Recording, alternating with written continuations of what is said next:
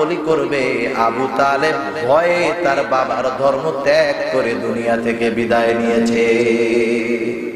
কাপুরুষ বলবে তোমারে, উস্কানি দিতে থাকলো।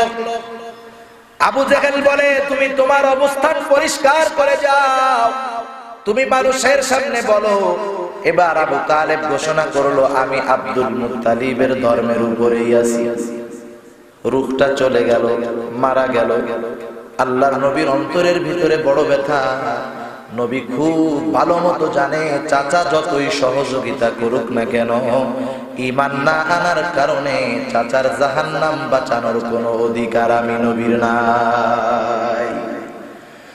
আল্লাহর নবীর মনের মধ্যে প্রেশার। আল্লাহ তাআলা জানায়া দিলেন, ইন্নাকা লা তাহদি মান আহবাবতা ওয়ালাকিন্নাল্লাহা ইয়াহদি মান ইয়াশা। নবী, আপনি যাকে ভালোবাসেন, ভালোবাসতে পারেন, কিন্তু হেদায়েত দিতে পারবেন না। কারণ আল্লাহ যাকে চায় আল্লাহ তাকে হেদায়েত দেয়, ঠিক কিনা বলেন? সেজন্য আমরা আল্লাহর কাছে দোয়া করি, যারা ঈমানের দাম না বুঝে বেঈমানের মতো কাজ করতেছে, আল্লাহ ওদের হেদায়েত দেন। আরো জোরে বলেন, আরো জোরে বলেন, হেদায়েতের দোয়া করি ওদের জন্য। ঈমানের দাম ওরা বোঝে না, কিন্তু ঈমানের দাম যদি বুঝতো, ঈমানের জন্য জীবন দিয়ে দিত। সাহাবায়ে কেরাম আমাদেরকে দেখায়া গেছেন, দুনিয়া তাদের কাছে রাখা হয়েছে, দুনিয়া ধরেন নাই, ঈমান ঠিক রাখছে।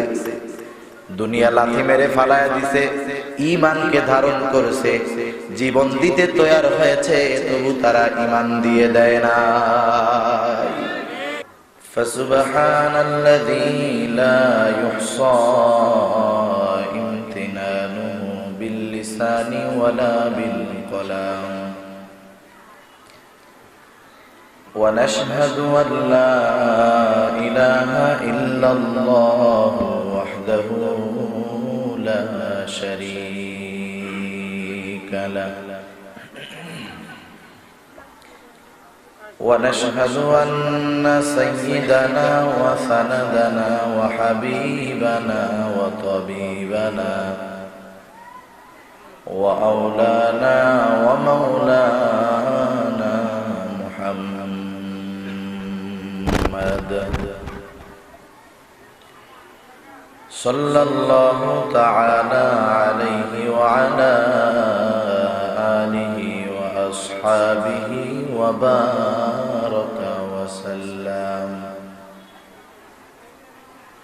وبارك وسلم تسليما كثيرا كثيرا.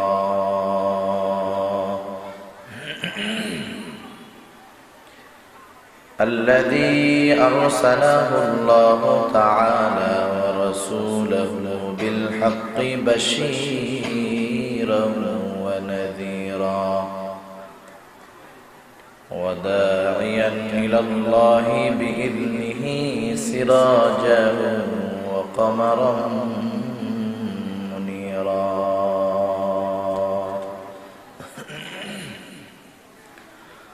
أما بعد فأعوذ بالله من الشيطان الرجيم. بسم الله الرحمن الرحيم.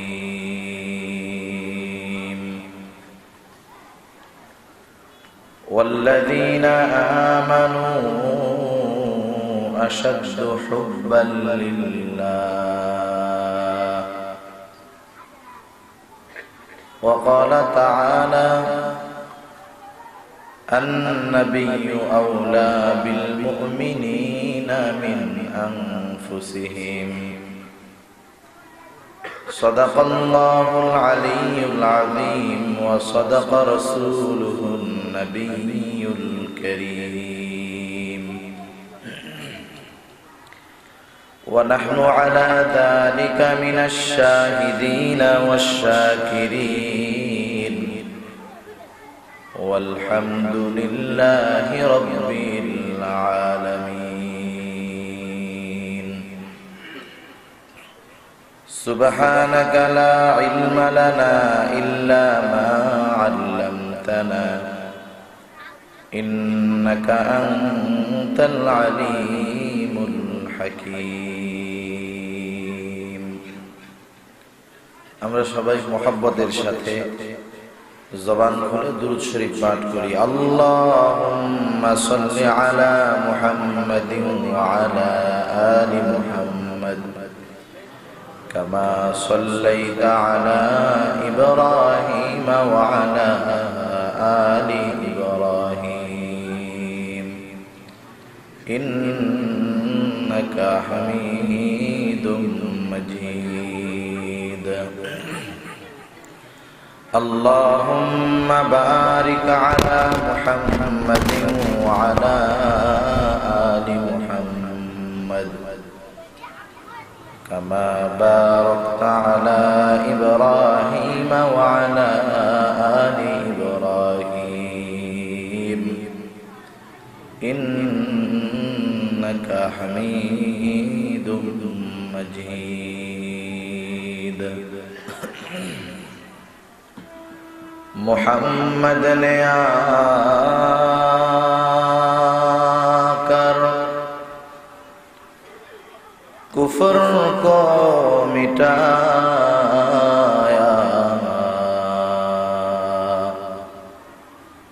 कुफ्र को मिटाकर सदाकत को बताया।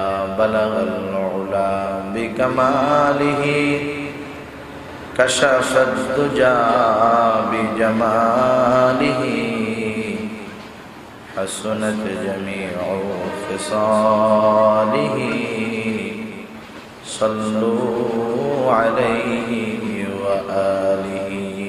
আল্লাহর মহব্বতে সবাই জবান খুলে একটু জিকির করি, লা ইলাহা ইল্লাল্লাহ।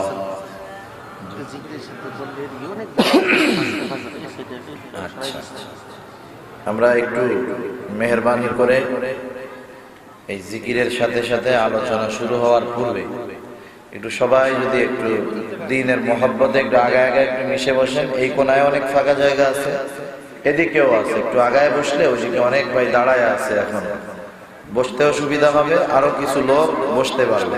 জিকিরের সাথে সাথে আমরা একটু দ্রুত আগায় বসি। লা ইলাহা, একটু দ্রুত আগায় আগায় বসেন, একটু মিশে মিশে বসেন। লা ইলাহা ইল্লাল্লাহ।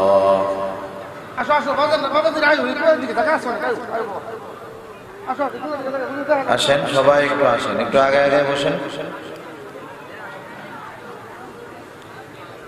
লা ইলাহা ইল্লাল্লাহ, লা ইলাহা ইল্লাল্লাহ।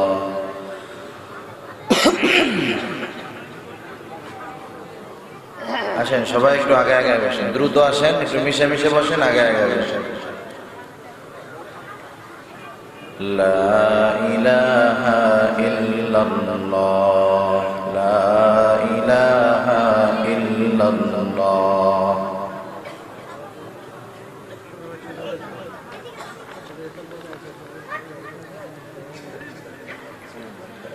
লা ইলাহা ইল্লাল্লাহ মুহাম্মাদুর রাসূলুল্লাহ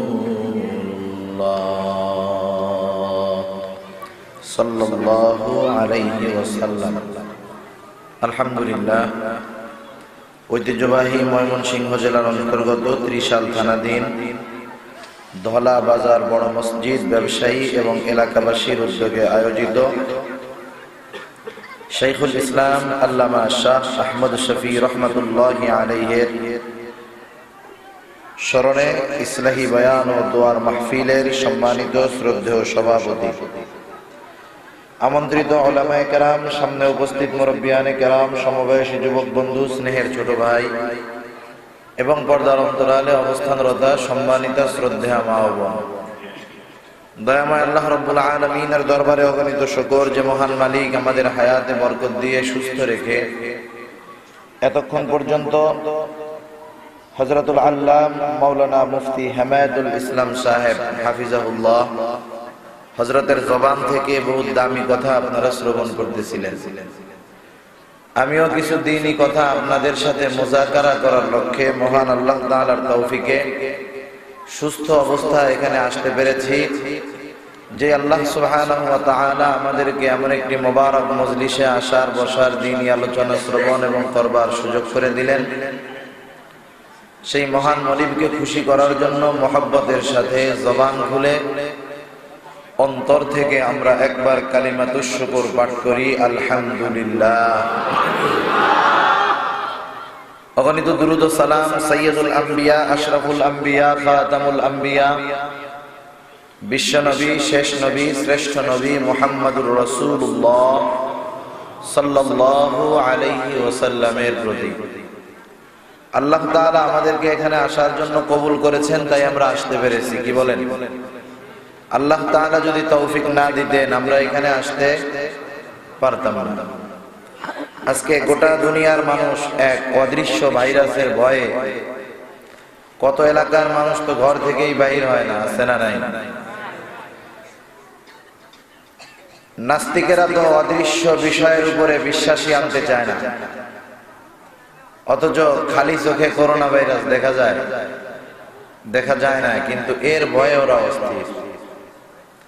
আসলে নাস্তিক্যবাদ হলো একটা বকুবাজের মতো, চিটিংবাজের মতো, বাটপাড়ির মতো। সেজন্য দেখবেন দুনিয়ার মধ্যে যারা নাস্তিক আছে এরা সবচাইতে বাটপার হয়, চিটিংবাজ হয়, মিথ্যাবাদী হয়, প্রতারক হয়। ঠিক কিনা? এটা গোটা দুনিয়ার নাস্তিকদের অভ্যাস। নাস্তিকদের স্লোগান হলো যে আমার প্রথম পরিচয় হলো আমরা মানুষ, আমরা মানবতাবাদী, আমরা প্রকৃতিবাদী। এটা হলো তাদের কথা আর কি, আমরা বস্তুবাদী।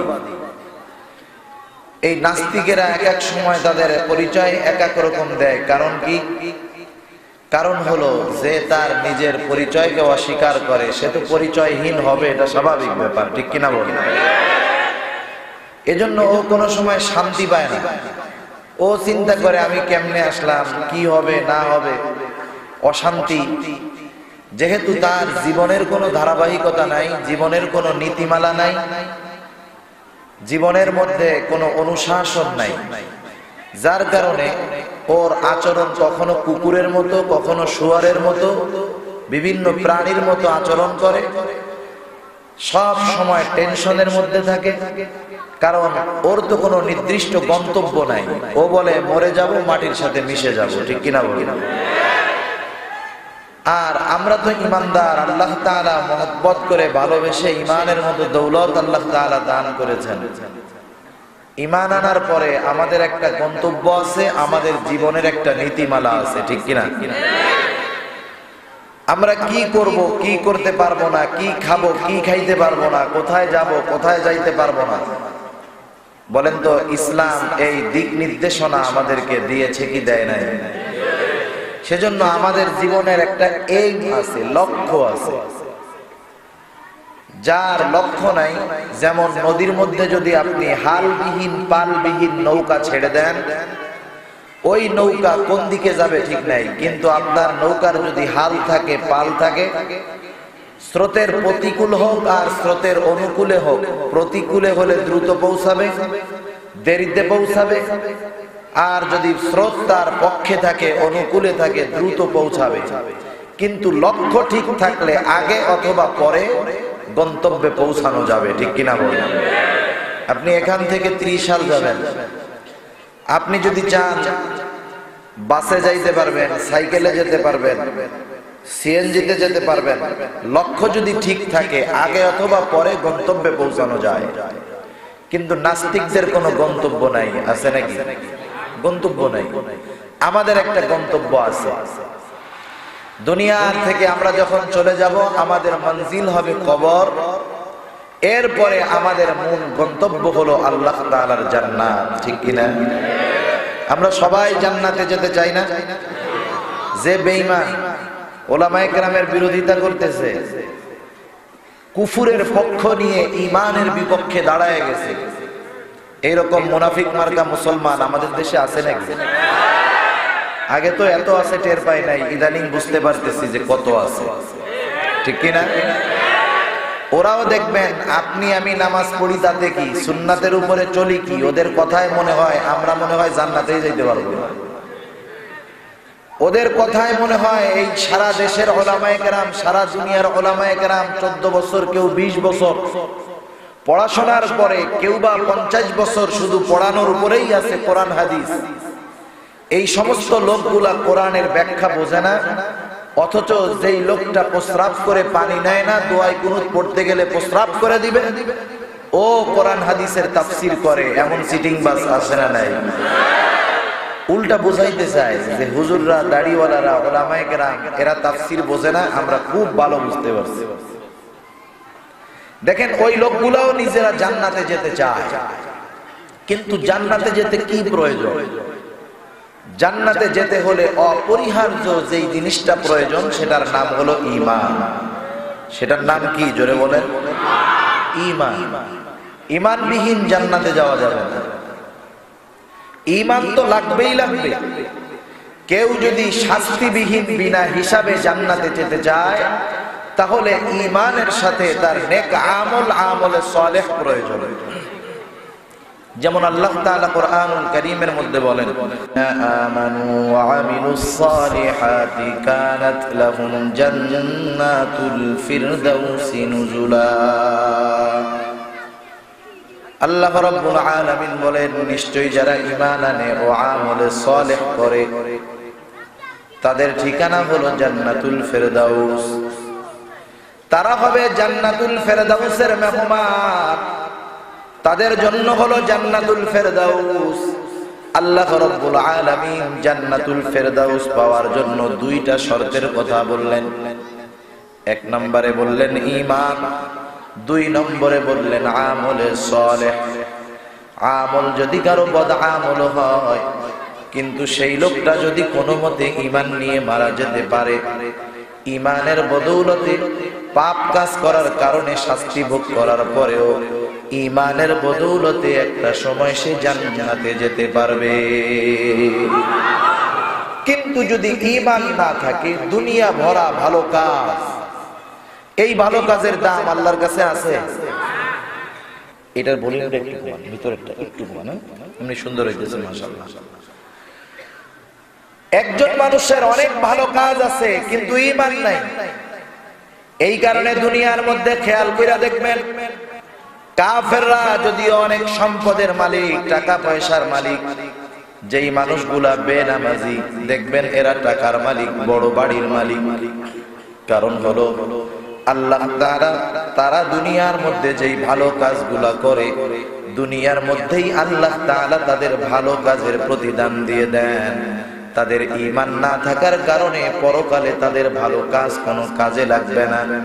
আর মুমিন যদিও দুনিয়ার মধ্যে নেক আমল, ভালো কাজ করতে পারে না, কিন্তু ঈমান নিয়ে যদি মরতে পারে, ঈমানের কারণে শাস্তি ভোগ করার পরেও একটা সময় সে জান্নাতে চলে যাবে। দুনিয়ার প্রতিটা বস্তু মাপার কিছু পরিমাপক আছে। একটা সময় আমরা চিন্তা করতাম বাতাস কিভাবে মাপা যায়, বাতাস মাপারও যন্ত্র আছে। ব্যারোমিটার হলো বাতাস মাপার যন্ত্র। ওই মিটার দিয়ে বোঝা যায় বাতাস এখানে কতটুকু আছে, বাতাসের চাপ কতটুকু। আপনি যদি ধান, শস্য, চাল, গম, স্বর্ণ সব কিছু মাপতে যান, বলেন তো সব কিছু মাপার যন্ত্র আছে না নাই? আরবি ভাষায় আমরা কথা বলি, এটাও মাপার যন্ত্র আছে। সেই জন্য দুনিয়ার অধিকাংশ জিনিস মাপার বস্তু আছে, মাপার পরিমাপক আছে। পরিমাণ নির্ণয় করে বোঝা যায় এই জিনিসটা কতটুকু পরিমাণের, কত দাম। অনুরূপ ভাবে নবী আমার এক হাদিসের মধ্যে আমাদেরকে জানায় দেন ঈমান কতটুকুর কত দাম।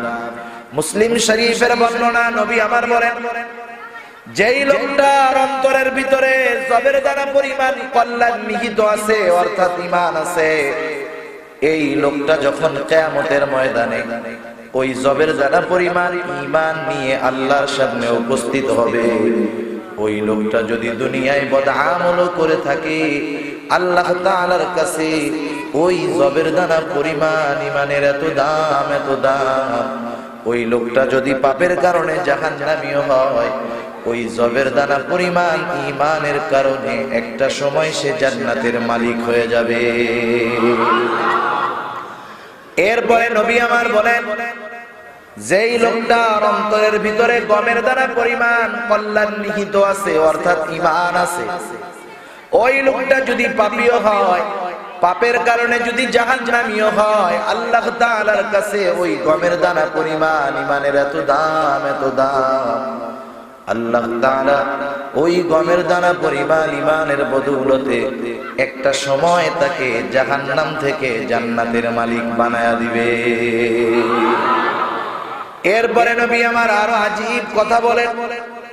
রাসূলুল্লাহ সাল্লাল্লাহু আলাইহি ওয়াসাল্লাম জানায়া দেন, যেই লোকটার অন্তরের ভিতরে যারা পরিমাণ কল্যাণ তথা যারা পরিমাণ ঈমান আছে, এই লোকটা যদি এই যারা পরিমাণ ঈমান নিয়ে আল্লাহর সামনে উপস্থিত হতে পারে, যদি তার বদআমল থাকে, হয়তো বদআমলের কারণে সে জাহান্নামী হবে, শাস্তি পাবে, কিন্তু আল্লাহ তাআলার কাছে ওই যারা পরিমাণ অনুপরিমাণ ঈমানের এত দাম, এত দাম। আল্লাহ তাআলা ওই যারা পরিমাণ ঈমানের বদৌলতে একটা সময় তাকে জাহান্নাম থেকে জান্নাতের বাসিন্দা বানায়া দিবে। বুঝে থাকলে বলেন তো, জান্নাতের দাম বেশি না ঈমানের দাম বেশি? আরো জোরে বলেন, কিসের দাম?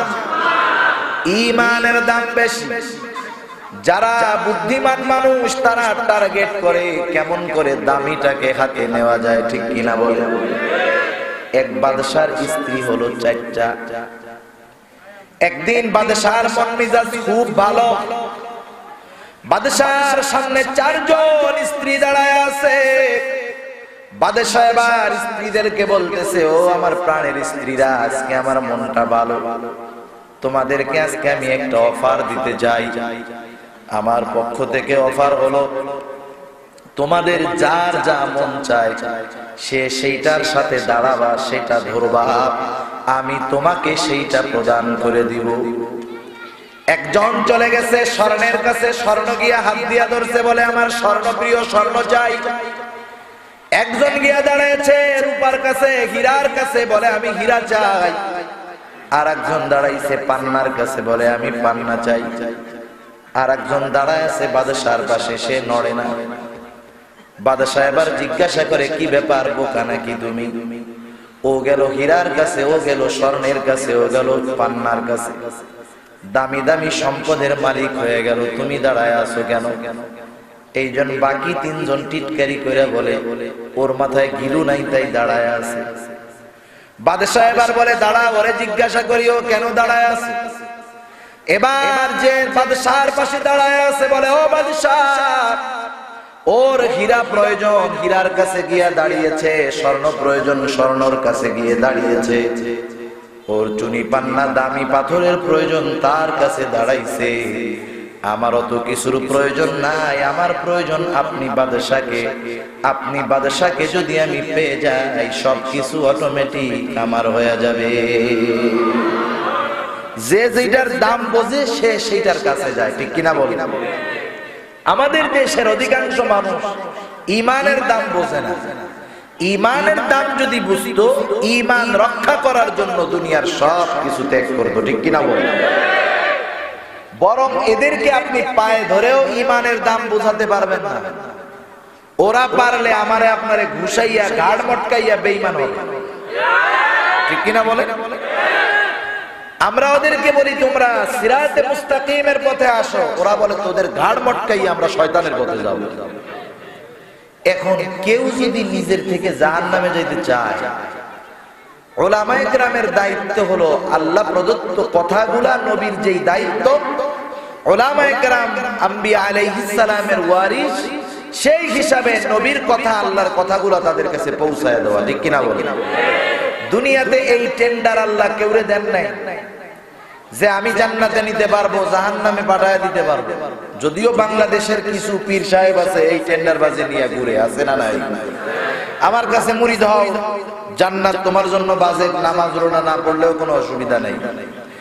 কিন্তু এই টেন্ডার আমার আপনার নবীকেও আল্লাহ তাআলা দেন। যদি এই জিম্মাদারি নবীকে দেওয়া হতো যে নবী আপনি যাকে চান জান্নাতে দিতে পারবেন, যাকে চান আপনি জাহান্নামে নিয়ে যাইতে পারবেন, তাইলে আমার আপনার নবীর অন্তর তো এমন, কমপক্ষে উনি দুনিয়ায় থাকা পর্যন্ত একটা বেঈমানও দুনিয়ায় থাকতো না, ঠিক কিনা বলেন? কিন্তু এমনটা হয় নাই। আল্লাহ তাআলা আমার আপনার নবীর হাতে হেদায়েত দেন নাই। যদি এমনটাই হইতো, নবীর আত্মীয় স্বজন অনেক বেঈমান হয়ে মারা গেছে, একটাও বেঈমান হতো না, সব জান্নাতি হয়ে যাইত। রাসূলুল্লাহ সাল্লাল্লাহু আলাইহি ওয়াসাল্লাম মক্কা জীবনে তিনটি বিষয়ের দাওয়াত তার উম্মতের মধ্যে দিয়েছেন।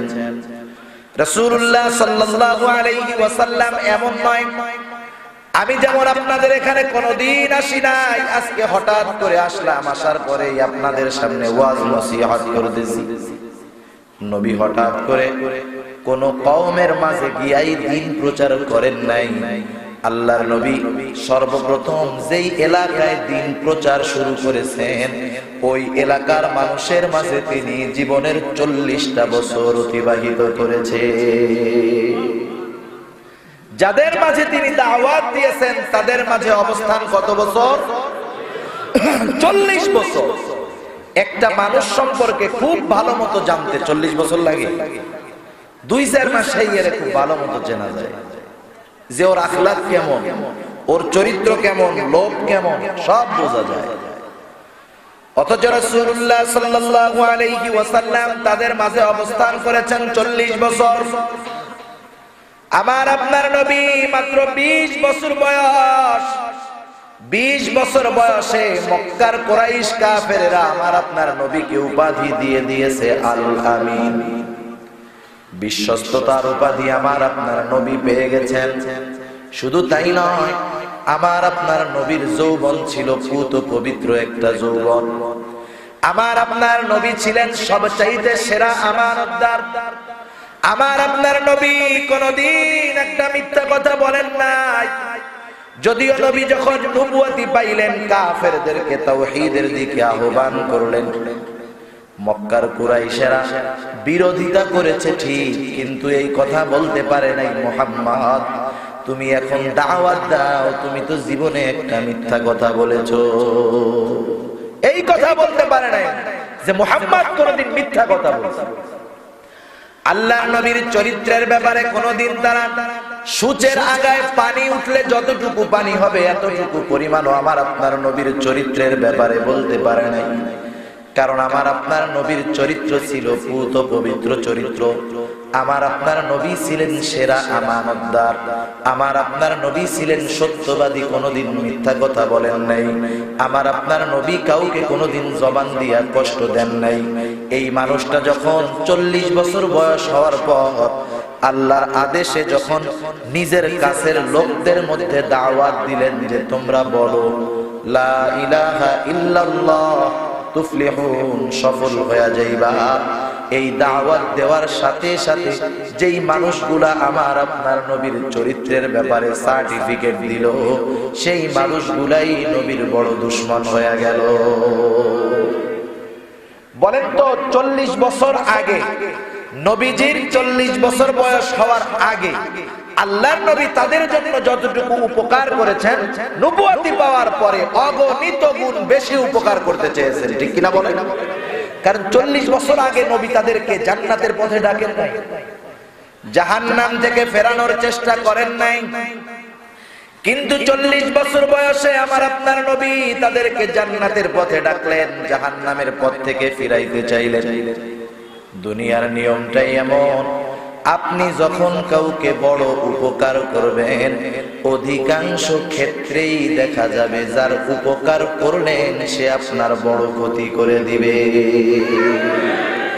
এটা অধিকাংশ ক্ষেত্রে দুনিয়ার মধ্যে চলছে। রাসূলুল্লাহ সাল্লাল্লাহু আলাইহি ওয়াসাল্লাম কত বড় কল্যাণ চাইলেন তাদের। আল্লাহর নবীর দাওয়াত তো তারা গ্রহণ করলো না। নবীর তিনটা দাওয়াতের প্রথম দাওয়াত ছিল তাওহীদের দাওয়াত। কারণ মক্কার মানুষেরা স্রষ্টা হিসাবে আল্লাহ তাআলাকে মানত, রিজিক দাতা হিসাবেও আল্লাহকে মানত, কিন্তু আল্লাহর সাথে কিছু মূর্তি বানায়া আল্লাহকে বড় খোদা আর এই মূর্তিগুলাকে ছোট খোদা হিসাবে এগুলার পূজা করত। ওরা আল্লাহকে স্রষ্টা হিসাবে মানত। কুরআনুল কারীমের মধ্যে আল্লাহ তাআলা বলেন, وَلَئِن سَأَلْتَهُم مَّنْ خَلَقَ السَّمَاوَاتِ وَالْأَرْضَ لَيَقُولُنَّ اللَّهُ। আল্লাহ রাব্বুল আলামিন বলেন, নবীকে আপনি যদি তাদেরকে জিজ্ঞাসা করেন, মান খালাকাস সামাওয়াতি ওয়াল আরদ, আসমান এবং জমিনের স্রষ্টাকে, আল্লাহ তাআলা এই শব্দের সাথে দুইটা তাকিদ যোগ করে বলেন, অবশ্যই অবশ্যই তারা বলবে আসমান এবং জমিনের স্রষ্টা হলেন আল্লাহ। এরপরে আল্লাহ রাব্বুল আলামিন বলেন, ওয়ালাইন সাআলতাহুম মান নাযালা মিনাস সামাই মাআন ফাআহইয়া বিহিল আরদ বা'দা মাউতিহা লায়াকুলুন্নাল্লাহ। আল্লাহ রাব্বুল আলামিন বলেন, নবীকে আপনি যদি তাদেরকে জিজ্ঞাসা করেন, মান নাযালা মিনাস সামাই মা, কে আসমান হতে পানি বর্ষণ করে, শুধু তাই নয়, এই আসমান হতে বর্ষিত পানির দ্বারা কে মৃত জমিনকে পুনরায় পুনরুজ্জীবিত করে। কারণ আজকে যেমন কৃত্রিম ভাবে পানি ওঠানোর জন্য স্যালো মেশিন আছে, পানি ওঠানোর জন্য হেভি বড় বড় মোটর আছে, একটা সময় তো এইগুলা ছিল না। ওই মুশরিকরাও আসমানওয়ালার আসমানি পানির জন্য অপেক্ষায় থাকতো। শুকনা ফেটে চৌচির হয়ে যাওয়া জমিনগুলা, ফসল চাষাবাদের অনুপযুক্ত জমিনগুলা আসমানের পানি দ্বারা আল্লাহ তাআলা ওই মাটিগুলাকে ফসল উৎপাদনের জন্য যোগ্য করে তুলতে। আল্লাহ তাআলা সেই কথাই বলেন, তাদেরকে যদি জিজ্ঞাসা করেন কে বৃষ্টি দেয়, কে বৃষ্টির পানি দ্বারা মাটিকে নরম বানায়, জীবিত বানায়, ফসল উৎপাদনের ক্ষমতা প্রদান করে, ওরা ওদের দেব দেবীদের নাম বলবে না, ওরা বলবে আসমান হতে পানি বর্ষণ করেন আল্লাহ, এই পানির দ্বারা মৃত জমিনকে পুনরায় পুনরুজ্জীবিত করেন আল্লাহ। এত বিশ্বাস তাদের ছিল আল্লাহ তাআলার উপর। এরপরে তাদের সৃষ্টির ব্যাপারে আল্লাহ তাআলা বলেন, ওয়ালাইন সাআলতাহুম মান খালাকাহুম লায়াকুলুন্নাল্লাহ। আল্লাহ তাআলা বলেন, নবীকে আপনি যদি তাদেরকে জিজ্ঞাসা করেন তাদের স্রষ্টা কে, আবু জেহেল, উতবা, শায়বার স্রষ্টা কে, ওরা ওদের দেব দেবীদের কথা বলবে না, দেব দেবীদের নাম বলবে না, ওরা বলবে অবশ্যই আমাদের স্রষ্টা হলেন আল্লাহ। এতটুকু বিশ্বাস আল্লাহর উপরে থাকার পরেও এই মানুষগুলা আল্লাহর সাথে শিরিক করত, আল্লাহর একত্ববাদের উপরে তাদের ঈমান ছিল না। এই জন্য আল্লাহ তাআলা তাদেরকে প্রথম দাওয়াত দিতে বললেন, নবী বলেন, তাদেরকে বলতে বলেন, বলো লা ইলাহা ইল্লাল্লাহ, আল্লাহ ছাড়া কোনো ইলাহা নাই, তোমরা সফল কাম হয়ে যাইবা। প্রথম দাওয়াত একত্ববাদের দাওয়াত। আল্লাহ হলেন এক এবং একক। আল্লাহ কি বলেন? এক এবং একক। আল্লাহ বলেন কুল হুয়াল্লাহু আহাদ। আল্লাহ হলেন এক এবং একক। আল্লাহ রাব্বুল আলামিনের নবী যখন এই দাওয়াত দিলেন, তারা যদি প্রশ্ন করে, ও মুহাম্মদ, বিগত 40টা বছর তুমি আমাদের মধ্যে থাকছো, কোনদিন তো এই কথা বলো নাই, হঠাৎ করে আমাদেরকে এক আল্লাহর দিকে আহ্বান করো, কারণটা কি মুহাম্মদ? নবী হে, আপনি তখন জানায়া দিবেন যে আমি আল্লাহ আপনাকে গোটা জগৎবাসীর জন্য নবী হিসাবে প্রেরণ করেছি। আমার আপনার নবী হলেন গোটা সৃষ্টির জন্য নবী। আল্লাহ তাআলা বলেন, নবীকে আপনি বলেন, কুল ইয়া আইয়ুহান নাসু ইন্নী রাসূলুল্লাহি ইলাইকুম জামিআ। আপনি মানুষদেরকে জানায় দেন, হে মানব সম্প্রদায়, ইন্নী রাসূলুল্লাহি ইলাইকুম, আমি তোমাদের কাছে রাসূল হিসেবে প্রেরিত হয়েছি, এই জন্য তোমাদেরকে এক আল্লাহর দিকে আহ্বান করি। এখন যদি তারা প্রশ্ন করে, মুহাম্মদ এক আল্লাহকে যদি মেনে নেই, তোমার নবুয়তি যদি মেনে নেই, তোমাকে নবী হিসাবে যদি মেনে নেই, লাভ কি, না মানলে ক্ষতি কি?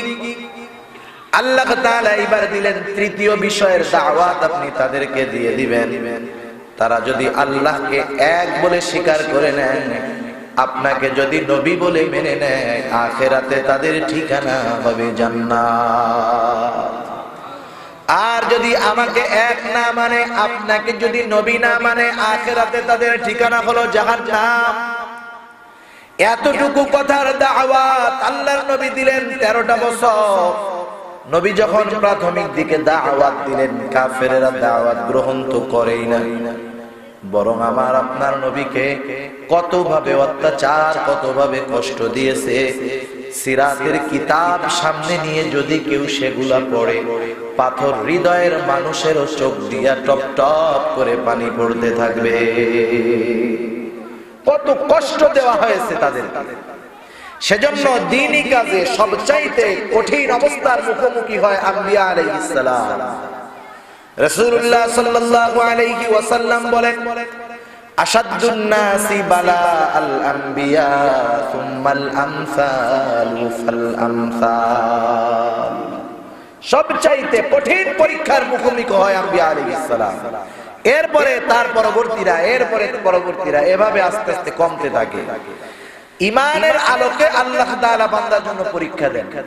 আমরা অনেক সময় মনে করি আল্লাহ যে পরীক্ষাগুলো আমাদের নেয়, সেগুলার অনুপাতে মনে হয় আমাদের জন্য কঠিন। তা না, আল্লাহ তাআলা জামানার হিসাবে, ঈমানের হিসাবে মানুষের উপরে পরীক্ষা করে। রাসূলুল্লাহ সাল্লাল্লাহু আলাইহি ওয়াসাল্লামের কত কষ্ট, তারা দাওয়াত গ্রহণ করে না। আল্লাহর নবী চিন্তিত হয়ে গেলেন, এই যে কাছের মানুষগুলা, তাদের মধ্যে আমি এত বছর কাটাইলাম, এই মানুষগুলা যদি আমার কথা মেনে না নেয়, তাদের ঠিকানা হয়ে যাবে জাহান্নাম।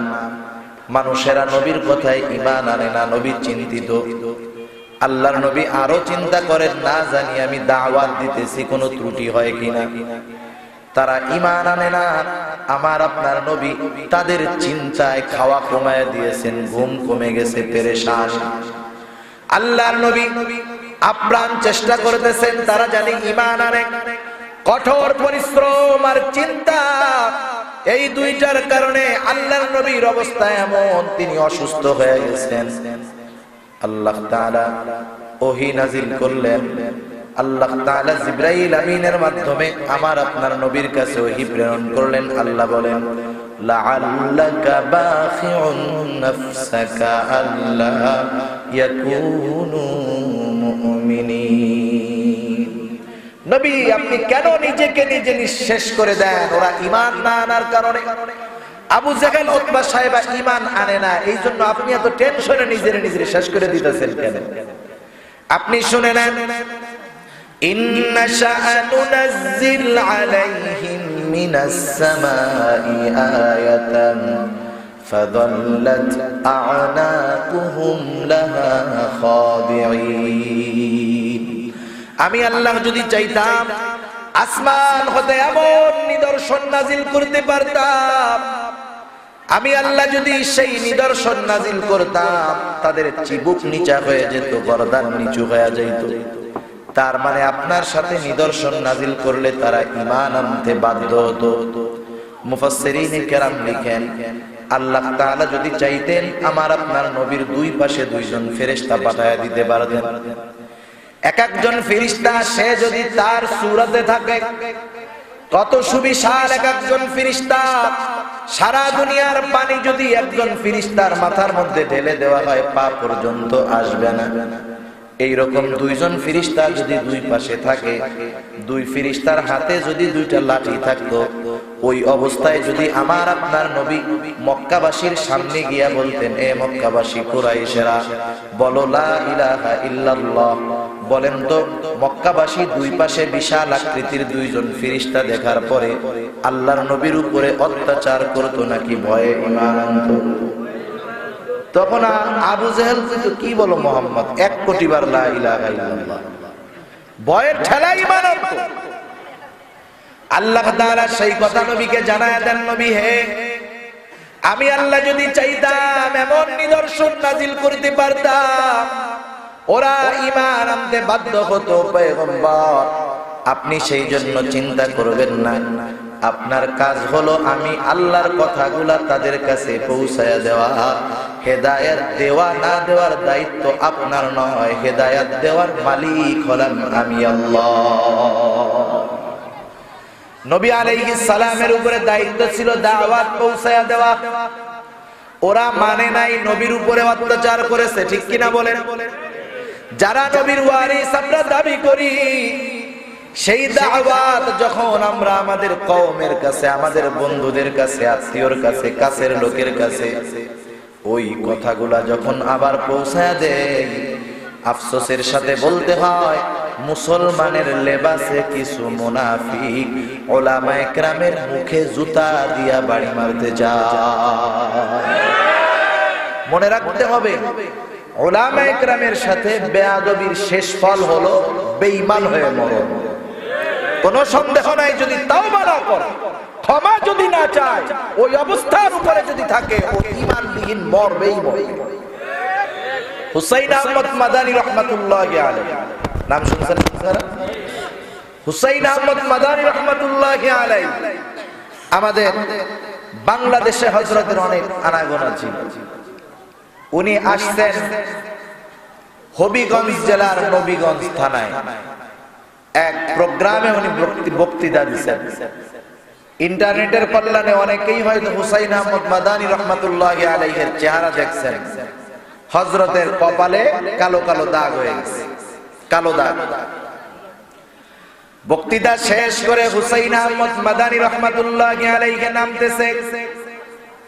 নামার সময় নবীগঞ্জের ওই লোকটা টিটকারি করে হুসাইন আহমদ মাদানী রহমাতুল্লাহি আলাইহিকে বলতেছে, হুজুর কপালে কিসের দাগ? মানুষে কি জুতা দিয়ে মারছে নাকি? হুসাইন আহমদ মাদানী রহমাতুল্লাহি আলাইহি তার কথার জবাবে হেসে দিয়েছেন, কিন্তু সব হাসি আনন্দের হয় না, কিছু হাসি কিন্তু কষ্টেরও হয়। হুসাইন আহমদ মাদানী রহমাতুল্লাহি আলাইহি আওলাদে রাসূল, হৃদয়ের ভিতরে আঘাত লেগে গেছে। হাত উঁচু করে জবান দিয়ে দোয়া করা লাগে নাই, অন্তরের ভিতরে আঘাত লাগছে। ওই লোকটা মুসলমান ছিল, ইমানদার ছিল, কিন্তু নসিব খারাপ। 1 মাসের মাথায় কাদিয়ানি ধর্ম গ্রহণ করে কাদিয়ানি মতবাদের উপরে দুনিয়া থেকে বিদায় নিয়েছে। ইসলামী ফাউন্ডেশন থেকে হযরত মাদানী রহমাতুল্লাহি আলাইহির জীবনী একটা আছে এরকম, যে সব জায়গায় ইসলামী ফাউন্ডেশনের লাইব্রেরি আছে, অনেক জায়গায় এই বইটা দিছে, ওর মধ্যে আছে ঘটনা এটা।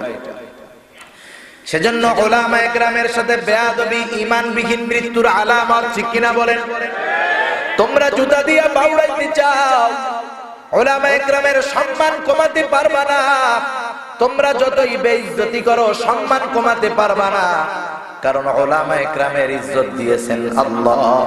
উলামায়ে কেরামকে তার ওয়ারিস ঘোষণা করেছেন স্বয়ং মুহাম্মাদুর রাসূলুল্লাহ। নসিব তোমাদেরই খারাপ হয়ে যায়। তা যাই হোক, মূলত হেদায়েতের মালিক কে? জোরে বলেন। আমার আপনার নবীর দায়িত্ব হলো পৌঁছায়া দেওয়া। উলামায়ে কেরামের দায়িত্ব এইটা, যে যখন কোন কাজ দেখবে যা কোরআনের মুখালেফ, সুন্নাহর মুখালেফ, উলামায়ে কেরাম শাসকদের কানে, নীতি নির্ধারকদের কানে খবর পৌঁছায়া দিবে যদি না পৌঁছায় উলামায়ে কেরামের দায়িত্বে গাফিলতির কারণে শাস্তি হবে। আর উলামায়ে কেরাম যদি কথাগুলা পৌঁছায়া দেয়, তোমরা মানলে ভালো, না মানলে তোমাদেরই যাবে, কিন্তু উলামায়ে কেরাম তার দায়িত্ব থেকে মুক্তি পেয়ে যাবে। নিজেদের চিন্তা করে উলামায়ে কেরাম তোমাদেরকে বলে যে এটা গুনার কাজ, এটা খারাপ কাজ, ঠিক কিনা বলেন? ক্ষমতা, টাকা, পয়সা, দুনিয়ার লোভে বলেন। বরং তারা খুব ভালো মতো জানে যে তারা যদি দুনিয়ার বড় বড় শাসকদের তাবেদারি করে 24 তালা 50 তালা বিল্ডিং এর মালিক এক একজন আলেম হতে পারবে, ঠিক কিনা বলেন? ভালো মতো জানে, কিন্তু এরপরেও বিপদকে সামনে রেখে কেন সতর্ক করে? বিরোধিতা করার কারণ যে কিয়ামতে জানি আল্লাহর সামনে হিসাবের কাঠগড়ায় না দাঁড়াতে হয়। নিজের জিম্মাদারি পালন করার স্বার্থে কিয়ামতে জানি আল্লাহর সামনে অপরাধী সাব্যস্ত না হতে হয়, এই ভয়ে বলে। আর তোমরা সেটারে কোন দিকে ঘুরায়া নিয়ে উলামায়ে কেরামকে অপবাদ দাও, দুঃখ তো লাগে, স্বাভাবিক ব্যাপার, ঠিক কিনা বলেন? সেজন্য নবী হেদায়েতের মালিক ছিলেন না, উলামায়ে কেরামও হেদায়েতের মালিক না। রাসূলুল্লাহ সাল্লাল্লাহু আলাইহি ওয়াসাল্লামের চাচা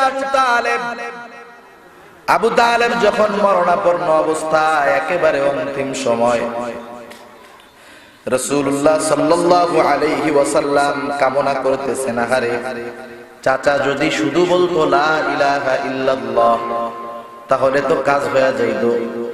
যখন একেবারে অবস্থা সংকটময়, আমার আপনার নবী আবু তালেবকে বলে, ও চাচা আপনি শুধু বলেন লা ইলাহা ইল্লাল্লাহ, বাকি বিষয়ের জন্য কিয়ামতে আমি আল্লাহর সামনে আপনার জন্য সুপারিশ করব। ওইখানে উপস্থিত আবু জেহেল এবার আবু তালেবের কাছে এসে বলে, ও আবু তালেব, তুমি যদি মরার আগে বলি করবে। আবু তালেব ভয়ে তার বাবার ধর্ম ত্যাগ করে দুনিয়া থেকে বিদায় নিয়েছে। কা পুরুষ বলবে তোমারে? উস্কানি দিতে থাকলো। আবু জেহেল বলে, তুমি তোমার অবস্থান পরিষ্কার করে যাও, তুমি মানুষের সামনে বলো। এবার আবু তালেব ঘোষণা করলো, আমি আব্দুল মুত্তালিবের ধর্মের উপরেই আছি। রূহটা চলে গেল, মারা গেল। আল্লাহর নবীর অন্তরের ভিতরে বড় ব্যথা। নবী খুব ভালো মতো জানে, চাচা যতই সহযোগিতা করুক না কেন, ঈমান না আনার কারণে চাচার জাহান্নাম বাঁচানোর কোনো অধিকার আমি নবীর নাই। আল্লাহর নবীর মনের মধ্যে প্রেশার। আল্লাহ তাআলা জানায়া দিলেন, ইন্নাকা লা তাহদি মান আহবাবতা ওয়ালাকিন্নাল্লাহা ইয়াহদি মান ইয়াশা। নবী আপনি যাকে ভালোবাসেন, ভালোবাসতে পারেন, কিন্তু হেদায়েত দিতে পারবেন না। কারণ আল্লাহ যাকে চায় আল্লাহ তাকে হেদায়েত দেয়, ঠিক কিনা বলেন? সেজন্য আমরা আল্লাহর কাছে দোয়া করি, যারা ঈমানের দাম না বুঝে বেঈমানের মতো কাজ করতেছে, আল্লাহ ওদের হেদায়েত দেয়। আরো জোরে বলেন, আরো জোরে বলেন, হেদায়েতের দোয়া করি ওদের জন্য। ঈমানের দাম ওরা বোঝে না, কিন্তু ঈমানের দাম যদি বুঝতো, ঈমানের জন্য জীবন দিয়ে দিত। সাহাবায়ে কেরাম আমাদেরকে দেখায়া গেছেন, দুনিয়া তাদের কাছে রাখা হয়েছে, দুনিয়া ধরেন নাই, ঈমান ঠিক রাখছে।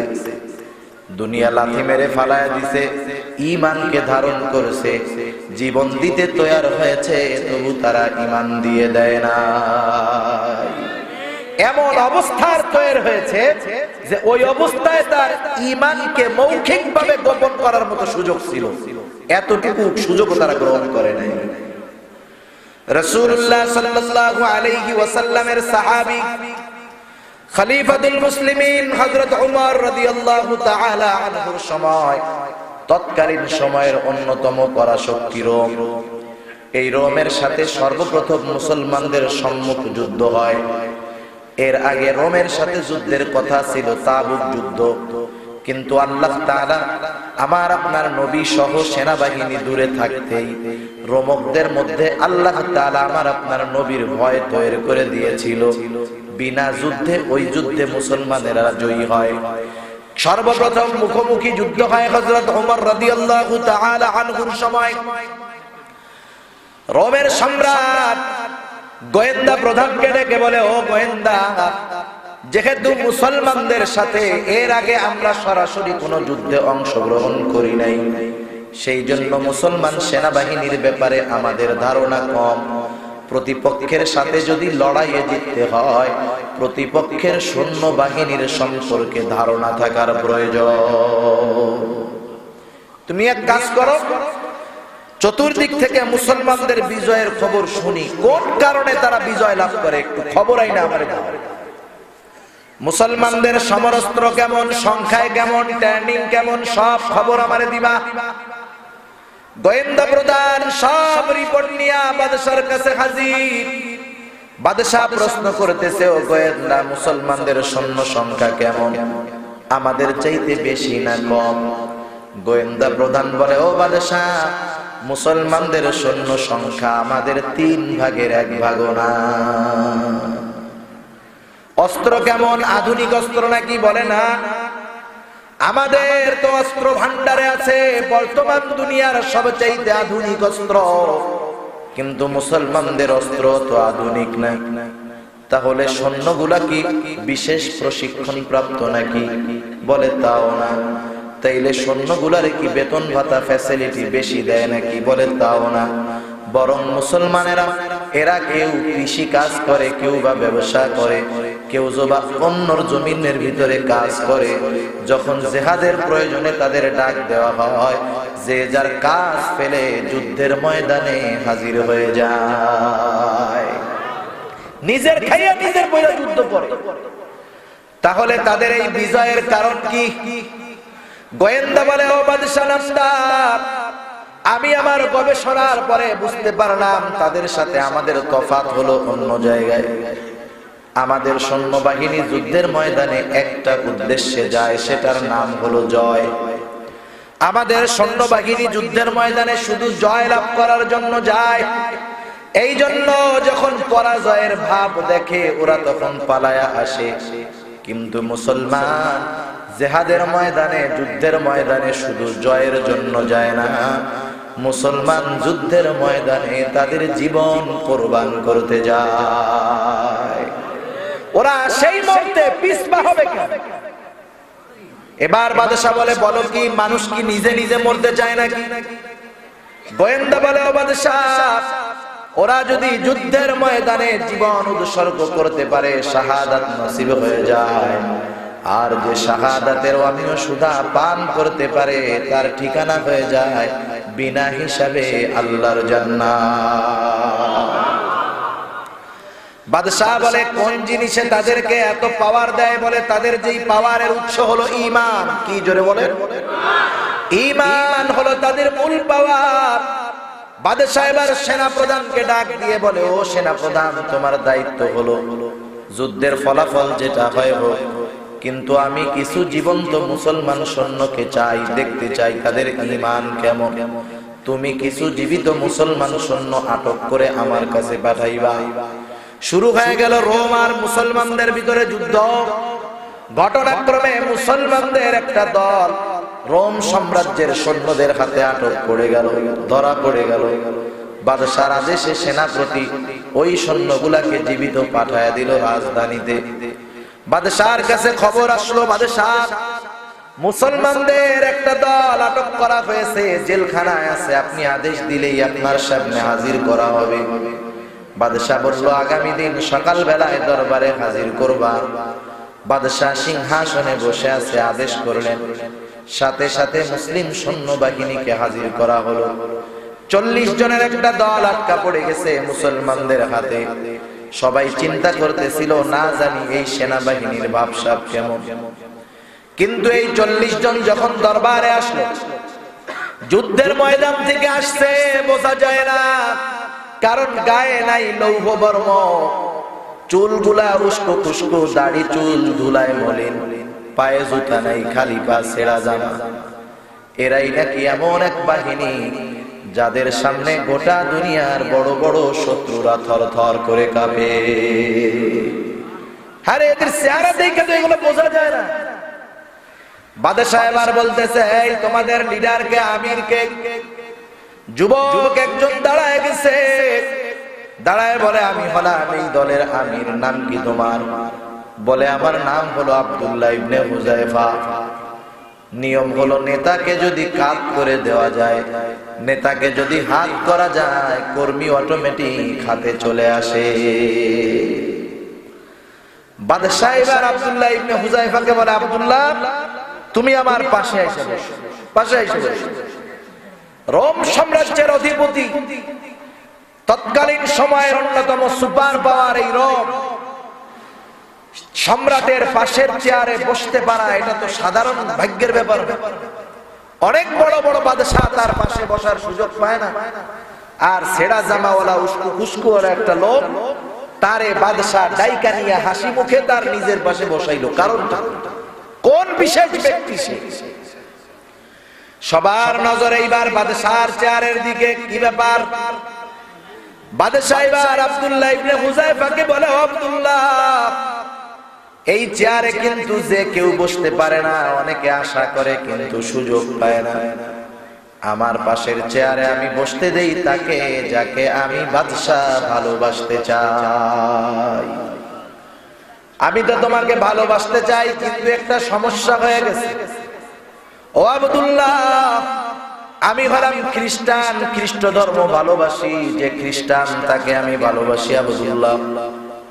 এখন যদি তোমার সাথে আমার ভালোবাসার সম্পর্ক স্থাপন করতে হয় আব্দুল্লাহ, তোমাকে খ্রিস্টান হতে হবে, তাহলে আমি বাদশাহ তোমাকে ভালোবাসবো। ও আব্দুল্লাহ শুধু ভালোবাসবো তা নয়, এক নাম্বার খ্রিস্টান হওয়ার কারণে আমার ভালোবাসা পাইবা, দুই নাম্বার আমি তোমাকে মুক্তি দিয়ে দিব, তিন নাম্বার আমার জেলখানায় যত মুসলমান কয়েদি আছে সবগুলোকে আমি মুক্তি দিয়ে দিব, চার নাম্বার আমার ঘরে সুন্দরী ষোড়শী যুবতী একটা কন্যা, সেইটাকে তোমার সাথে বিবাহ দিয়ে দিব, পাঁচ নাম্বার আমার সালতানাতের আমার সাম্রাজ্যের অর্ধেক আমি তোমার নামে লিখে দিব, ছয় নাম্বার আমার মৃত্যুর পরে তুমি বাকি অর্ধেকের মালিক হইবা, তুমি হয়ে যাবে এই বিশাল রোম সাম্রাজ্যের একচ্ছত্র অধিপতি। সুবিশাল অফার। রোম সাম্রাজ্য ভারতীয় উপমহাদেশ, ভারত বাংলাদেশ পাকিস্তান তার চাইতে অনেক গুণ বড়। এত বিশাল সাম্রাজ্যের অধিপতি হবা, সুবিশাল অফার না? কিসের বিনিময়? জোরে বলেন। ঈমান দিবা, এত কিছু পাওয়া। ওই খ্রিস্টানও তো ঈমানের দাম বুঝছে, এই জন্য 2-4-10 টাকা দিয়ে ঈমান কিনতে চায় নাই, তার গোটা সাম্রাজ্য অফার করে দিয়েছে একজনের ঈমান কিনতে। ঠিক কিনা বলেন? আফসোস সেই ঈমানের দাম আজকে আমাদের দেশের নামধারী মুসলমানরা বোঝে না। আব্দুল্লাহ ইবনে হুযায়ফার কাছে চাচ্ছে ঈমান, বিনিময়ে দিতে চায় দুনিয়া। ঈমানদারের রক্ত ঠান্ডা থাকতে পারে না।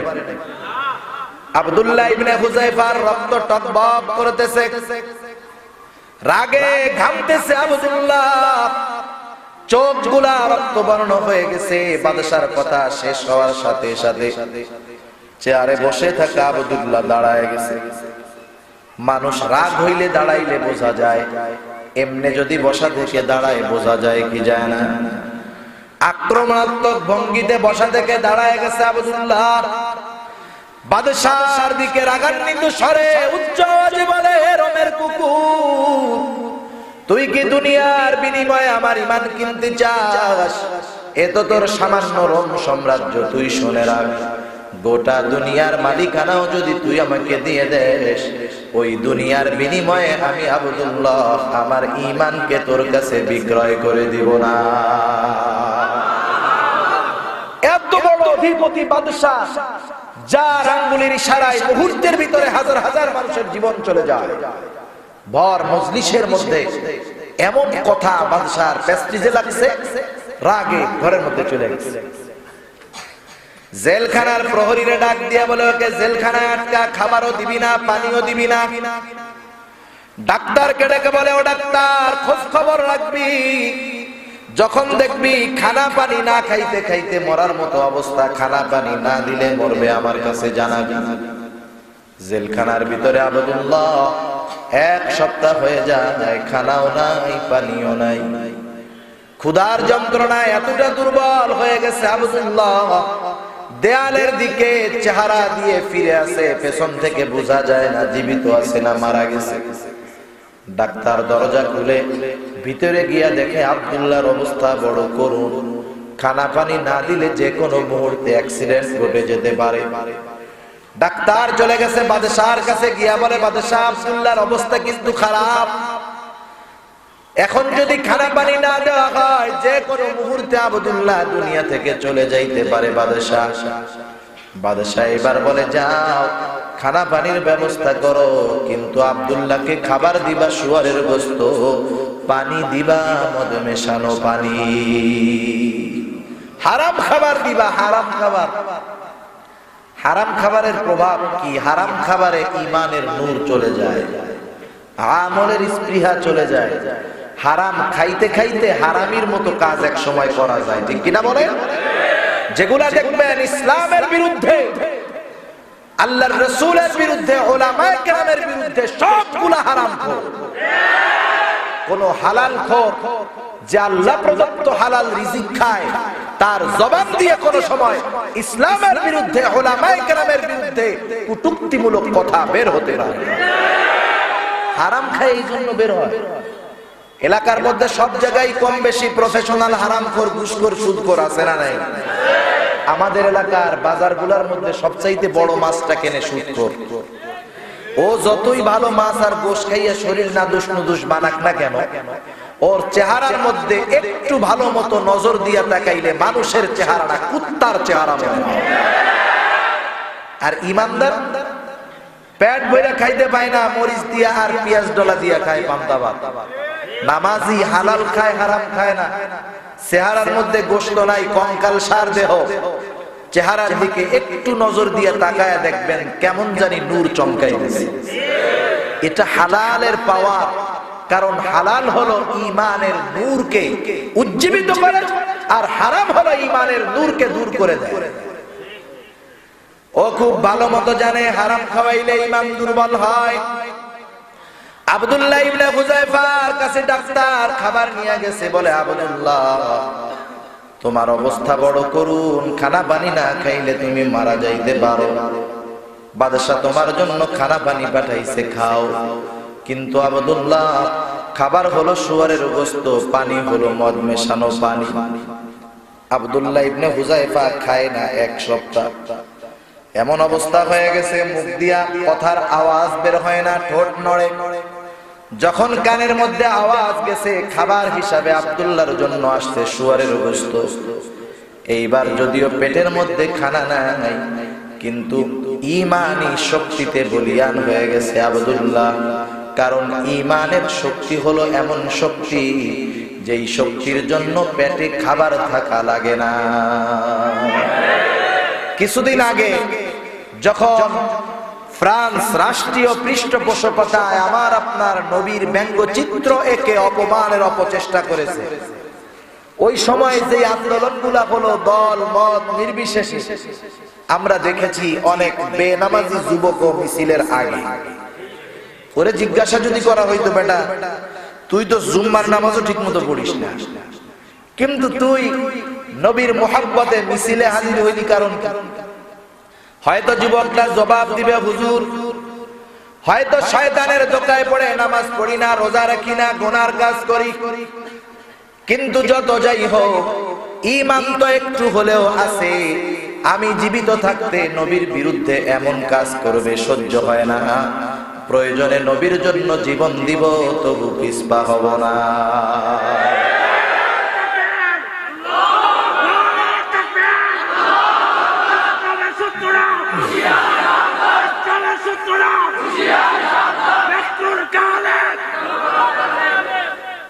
সেজন্য দেখবেন ঈমানের পাওয়ারে আধ্যাত্মিক শক্তির পয়দা হয়ে যায়। আব্দুল্লাহ ইবনে হুযায়ফার ঈমানি শক্তিতে বলিয়ান হয়ে গেছে। এবার জবান দিয়া ঈমানের পাওয়ারে আওয়াজ বের হয়ে গেছে। ডাক্তারকে বলে, ও ডাক্তার এগুলা সরায় ফেল, আব্দুল্লাহর জীবন চলে গেলেও আব্দুল্লাহ হারাম খাবার তার মুখের সাথে লাগাবে না। দৃঢ় প্রত্যয় আব্দুল্লাহর। ডাক্তার চলে গেছে বাদশার কাছে খবর জানাইতে। বাদশাহ আব্দুল্লাহ জীবন দিবে তবু হারাম খাবে না।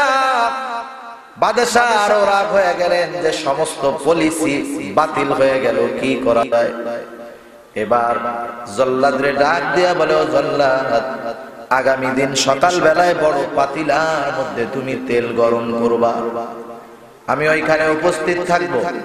তেল গরম করা শুরু হয়ে গেল সকাল বেলা। বাদশাহ সেইখানে উপস্থিত। এবার ডাক দিয়া বলে, যাও আব্দুল্লাহকে ধরে আনো। দুর্বল আব্দুল্লাহ দুইজনের কাঁধে ভর করে বাদশার সামনে আসলো। এক পাশে ফুটন্ত তেল, আর এক পাশে দাঁড়ানো আব্দুল্লাহ। বাদশাহ এবার বলতেছে, আব্দুল্লাহ দেখছো নাকি তেল গরম, এখনো সুযোগ আছে, আমার কথা মেনে নাও, পুরস্কার গুলা পাইবা, জীবন বাঁচবে। আব্দুল্লাহ তার অবস্থায় অনড়, বলে বাদশাহ জীবন দিতে রাজি আছি, তবু ঈমান দিব না। বাদশাহ আর একটু রেগে গেল। এবার বলে, যাও জেলখানার থেকে একজন মুসলমান কয়েদি ধরে আনো। বাদশাহর আদেশে একজন যুবক কয়েদিকে ধরে আনা হলো।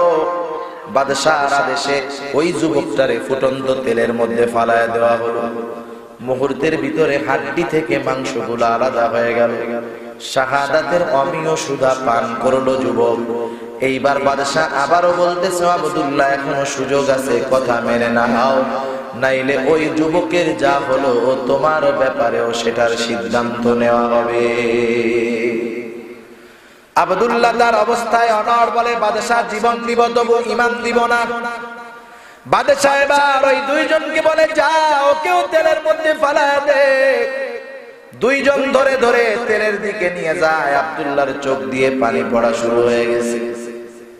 একজন বাদশার কাছে এসে বলে, বাদশাহ আব্দুল্লাহ তো কান্না করতেছে, হয়তো জীবনের জন্য মায়া লাগতেছে, পরিবার পরিজনের কথা হয়তো মনে পড়ে। বাদশাহ এখন যদি আব্দুল্লাহকে আপনি প্রস্তাব দেন, সম্ভবত আপনার প্রস্তাবটা আব্দুল্লাহ মেনে নিবে। কারণ মানুষ যখন বোঝে নিশ্চিত মৃত্যু আমার, স্বাভাবিক মরণও যদি হয় তখন চোখ দিয়া পানি আসে। যারা মানুষের মৃত্যুর পূর্ব মুহূর্তে দেখছেন তারা বলতে পারবেন, একবারে মৃত্যুর নিকটবর্তী সময় লোকটা যখন আকাশের দিকে তাকায় থাকে, অপলক দৃষ্টিতে মনে হয় দূরে কি জানি দেখতেছে, দুই পাশ দিয়ে পানি ফেরে পড়ে। কারণ ও তখন অনুভব করতে পারে আমি আর বাঁচব না, ও বুঝতে পারে কিন্তু বলতে পারতেছে না। আব্দুল্লাহ ইবনে হুযায়ফারে বাদশাহ বলে, তোমার কি জীবনের জন্য মায়া হয়, এই জন্য কান্না করো? আব্দুল্লাহ ইবনে হুযায়ফা বলে, ও বাদশাহ, মুসলমান মৃত্যুর ভয়ে কান্না করে না, কারণ মুসলমান ইমানদার খুব ভালো মতো জানে মৃত্যু হলো একটা পর্দা, মৃত্যু হবে তো পর্দা উঠে যাবে ওপারে আল্লাহর জান্নাত। তাহলে তুমি কান্না করো, কারণটা কি? আব্দুল্লাহ বলে, ও বাদশাহ, আমার আল্লাহ আমাকে একটা মাত্র জীবন দিয়েছে, একটা জীবন আমি একবার মাত্র আল্লাহর জন্য, ঈমানের জন্য কোরবান করতে পারবো। আমার তো মন চায় আমার আল্লাহ আমাকে শত শত জীবন দিবে, আর এই শত শত জীবন আমি শত শতবার আল্লাহর জন্য কোরবান করে দিব। তারা ঈমানের দাম বুঝতে পেরেছে বিদায় শত জীবন পেলেও ঈমানের জন্য কোরবান করে, তো ঠিক কিনা বলেন? আর আমাদের দেশের মানুষের অবস্থা হলো এমন, ঈমান হারানোর জন্য তারা জীবন দিতে কোরবান করতে তৈয়ার, ঠিক কিনা? পুরাই মুখালিফ। এর কারণ হলো ওই মানুষগুলার দ্বীনি জ্ঞান না থাকার কারণে ঈমানের দাম তারা বোঝে না। সাহাবায়ে কেরাম ঈমানের জন্য শত্রুকে বুকের মধ্যে জড়ায় দিয়েছে। একজনের ঘটনা হইছে যে জাহেলিয়াতের সময় তার বাপরে একজন হত্যা করছে, বাপের হত্যাকারীরা আর খুঁজে টুজা পায় না। এবার তো লোকটা ঈমান আনছে, হঠাৎ একদিন বাপের হত্যাকারীর সাথে দেখা হয়ে গেছে, পেছন দিক দিয়া গলার সাথে তরবারিটা ঠাইসা ধরছে, তোরে এত বছর ধরে খুঁজি পাই না, আমার বাবার হত্যাকারী তুই, আজকে তোর থেকে প্রতিশোধ নেওয়া হবে, ছাড় নাই। ওই হত্যাকারী পেছনের দিকে ঘুরে দেখে, হায় রে, এ তো সেই লোক যার বাপরে হত্যা করছি, আজকে আর ছাড় নাই। সাথে সাথে ওই হত্যাকারীও বলতেছে, ভাই আমাকে মাফ করে দাও, আমি ঈমান আনলাম, আমি পড়লাম লা ইলাহা ইল্লাল্লাহু মুহাম্মাদুর রাসূলুল্লাহ। হত্যাকারী যখন এইটা বলছে, ওই লোকটার কাঁধের উপরে রাখা তরবারি নিচে নামায়া দিয়া সাথে সাথে বুকের সাথে বুক মিলায়া কপালে চুম্বন করে বলতেছে, রে ভাই, আজকে থেকে তুই আমার দুশমন নয়, তুই আমার ভাই। ঈমান এনেছিস, আজকে থেকে তুই আমার ভাই। আজকের থেকে তোর সাথে আমার আর শত্রু সম্পর্ক নাই, আজকে থেকে তোর সাথে আমার বন্ধুত্বের সম্পর্ক। দুশমনকে মুহূর্তের ভিতরে বন্ধু বানাইলো ঈমানের কারণে, ঠিক কিনা বলেন? আবার সাহাবায়ে কেরাম ঈমানের কারণে বাপরেও ছাড় দেয় নাই। বদরের জিহাদ পৃথিবীর ইতিহাসে অন্যতম একটি জিহাদ, ইসলামের ইতিহাসে অন্যতম একটি জিহাদ। যারা কাফের ঐতিহাসিক, এরা বদরের যুদ্ধের মূল্যায়ন করতে গিয়া বলে, বদরের জিহাদ হলো এমন একটা জিহাদ যেই জিহাদের ফলাফলের উপরে নির্ভর করতেছিল দুনিয়ার মধ্যে ইসলাম এবং মুসলমান থাকবে কি থাকবে না, টিকবে কি টিকবে না। কারণ ওই সময়ে 1000 আধুনিক সমরাস্ত্রে সুসজ্জিত কাফের বদরের ময়দানে চলে আসছে এই নিয়তে যে মুসলমানদেরকে একবারে নিশ্চিহ্ন করে দিবে। অনেক লম্বা ইতিহাস, সংক্ষিপ্ত সারে বলি, রাসূলুল্লাহ সাল্লাল্লাহু আলাইহি ওয়াসাল্লাম যখন সৈন্যবাহিনী বাছাই কইরা পাইলেন মাত্র 313 জন, 1000 সুসজ্জিত সমরাস্ত্রে সুসজ্জিত সুবিধাজনক স্থানে অবস্থানরত 1000 কাফেরের বিরুদ্ধে যুদ্ধ করার জন্য যাবে 313 জন। 313 জনের কাছে 313টা তলোয়ার নাই, ঘোড়া অল্প কয়েকটা। অবস্থা এমন, কারো 2 হাতে 2টা খেজুরের ডাল, কারো 2 হাতে 2টা পাথর। এইগুলা নিয়ে 313 জন রওনা হয়ে গেছে কাফেরদের বিরুদ্ধে লড়াই করতে।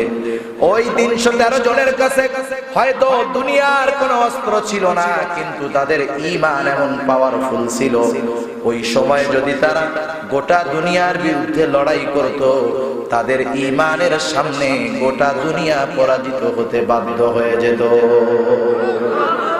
ঈমানের শক্তিতে বলিয়ান হয়ে বদরের ময়দানে গেছে 313 জন। এই 313 জনের মধ্যে একজনের নাম হলো আবু উবাইদা ইবনে জাররাহ রাদিয়াল্লাহু তাআলা আনহু। আবু উবাইদা যুদ্ধের ময়দানে গিয়া দেখে তার বাবা জাররাহ, যে ছিল কাফের, জাররাহ কাফেরদের সাথে মুসলমানদের বিপক্ষে যুদ্ধ করার জন্য আসছে। অনেকদিন পর বাবাকে দেখলো আবু উবাইদা। বাবাকে দেখার পরে বাবার প্রতি একটু পিতৃ মহব্বত অন্তরে জাগ্রত হয়ে গেল। কারণ ইসলাম হলো এত সুন্দর, ইসলাম বলে তোমার মা বাবা যদি কাফের হয়, তুমি ওই মা বাবার সাথে ভালো আচরণ করবা, খারাপ আচরণ করতে পারবা না। শুধু তাই নয়, আল্লাহ তাআলা বলেন, ওয়া ইন জাহাদাকা আলা আন তুশরিকা বিমা লাইসা লাকা বিহি ইলম ফালা তুতি'হুমা ওয়া সাহিবহুমা ফিদ দুনিয়া মা'রুফা। আল্লাহ তাআলা বলেন, তোমার মা বাবা যদি অজ্ঞতার কারণে আমি আল্লাহর সাথে শিরক করার জন্য তোমাকে জোর জবরদস্তি করে, এমত অবস্থায় তুমি কি করবা? কারণ শিরক হলো সবচাইতে বড় জুলুম। আল্লাহ বলেন, ইন্নাশ শিরকা লাযুলমুন আযীম। শুধুমাত্র আরেকজনের জমি জোরপূর্বক দখল করে খাওয়াই জুলুম না, প্রতিটা অন্যায়, প্রতিটা পাপ হলো জুলুম। আর সব জুলুমগুলোর মধ্যে সবচাইতে বড় জুলুম হলো আল্লাহর সাথে শিরক করা। সেই আল্লাহ বলতেছে, শিরক করলে কেমন বেজার হয় আল্লাহ। আল্লাহ তাআলা বলেন, ইন্নাল্লাহা লা ইয়াগফিরু আন ইউশরাকা বিহি ওয়া ইয়াগফিরু মা দুনা যালিকা লিমান ইয়াশা। আল্লাহ বলেন, সব গুনাহ আমি চাই, যারটা maaf করে দিব, কিন্তু শিরকের গুনাহ আমি আল্লাহ maaf করব না। সেই আল্লাহ বলতেছে যদি তোমার মা বাবা আমি আল্লাহর সাথে শিরক করার জন্য জোর জবরদস্তি করে তুমি কি করবা? আল্লাহ এক নম্বরে বলেন ফালা তুতিউহুমা, তোমার মা বাবার এই আদেশের আনুগত্য করবা না। কারণ আল্লাহর নবী বলেন লা তাআতা লিমাখলুকিন ফি মাসিয়াতিল খালিক। অথচ এর বিপরীত হয় বেশি।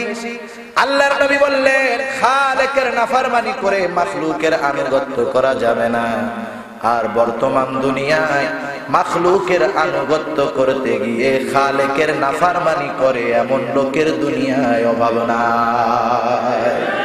আল্লাহ বেজার হবে না খালি খালি নাকি? এখন এই মা বাবা তো শিরক করতে বললো, শিরক করলাম না, কিন্তু মা বাবা কেন বললো পাওয়ার ক্রিয়েট করা যাবে না? আল্লাহ তাআলা বলে তাদের উপরে জোর জুলুম করতে পারবা না, খানা বন্ধ করতে পারবা না। কি করবা? দুনিয়ার মধ্যে তুমি যেটা করবা শুনে নাও, ওয়াসাহিবহুমা ফিদ দুনিয়া মা'রুফা। ওই মা বাবার সাথেও তুমি দুনিয়ার মধ্যে ভালো আচরণ করবা। সুবহানাল্লাহ বলেন। আবু উবাইদা বাপকে দেখা করে ভালোবাসা জেগে গেছে, এতে দোষের কোনো কিছু নাই। আবু উবাইদা চিন্তা করছে বাপের থেকে সরে সরে যুদ্ধ করব, নিয়ত কইরা যুদ্ধের ময়দানে নেমে গেছে। নিয়ত আমরা করতে পারি, কিন্তু নিয়ত পূরণ করেন কে? আওয়াজ দিয়া বল। আল্লাহ তাআলা চান আজকে বাবার সন্তান মুখোমুখি হয়ে যাবে। হঠাৎ করে বাবার সন্তান মুখোমুখি হয়ে গেছে। আবু উবাইদা বাবাকে সামনে দেখে উঁচু তরবারিটা নিচে নেমে গেছে। আবু উবাইদার বাবা জাররাতুল কাফের। কাফেরের অন্তরের ভিতরে থাকে ভয়, কাফেরের অন্তরের ভিতরে থাকে কপটতা, কাফেরের অন্তরের ভিতরে থাকে অবিশ্বাস। ও চিন্তা করছে ছেলে তো আমার ধর্ম থেকে চলে গেছে, বিশ্বাস নাই। এবার সন্তানের উপরে তরবারি চালায় দিছে। আবু উবাইদার নিচু তরবারি উঁচু হয়ে গেছে।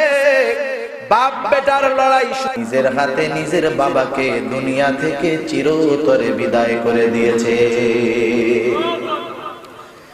এই যে বাপরে দুনিয়া থেকে বিদায় করলো, দুনিয়ার কোন ক্ষমতার নেশায়, টাকা পয়সার নেশায়, প্রভাব প্রতিপত্তি সম্পদের জন্য, দুনিয়ার কোন স্বার্থে নয়, ঈমানের জন্য। ঠিক কিনা বলেন?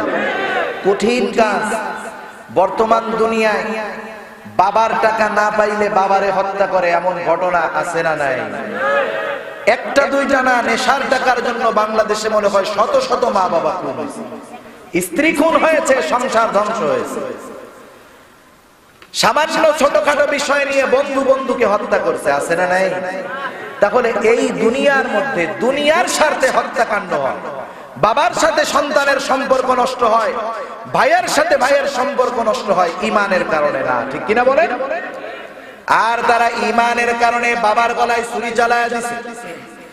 দুনিয়ার মানুষ যা বলে বলুক, কিন্তু আল্লাহ তাআলার কাছে তাদের ঈমান স্বীকৃতি পেয়ে গেছে।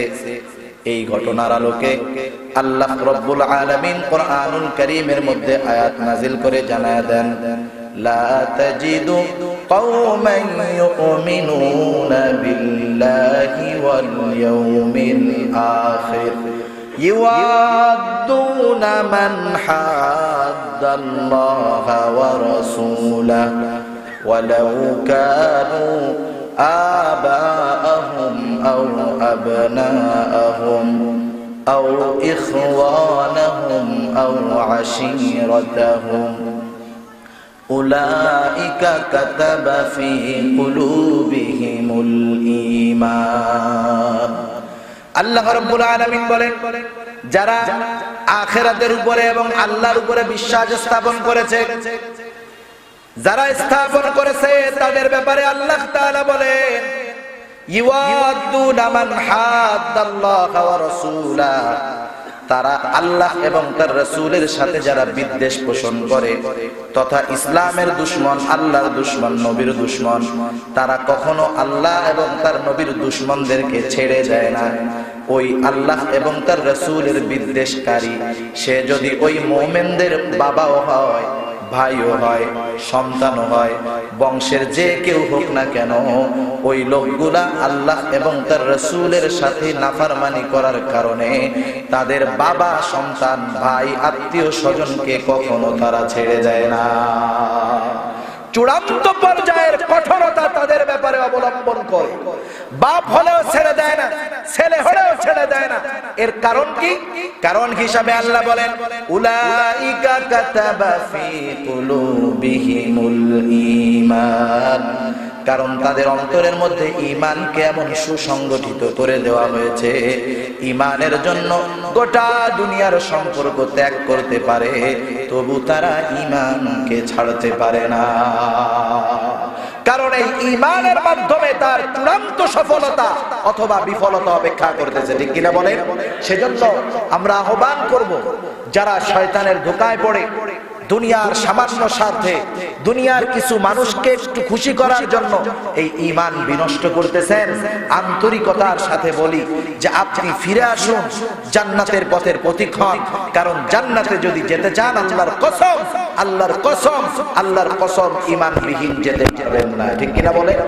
আল্লাহ তাআলা আমাদের সবাইকে ঈমানের দাম বুঝবার তৌফিক দান করুক। সকলে বলি আমিন। ওয়া আখিরু দাওয়ানা আলহামদুলিল্লাহি রাব্বিল আলামিন। আসসালাম।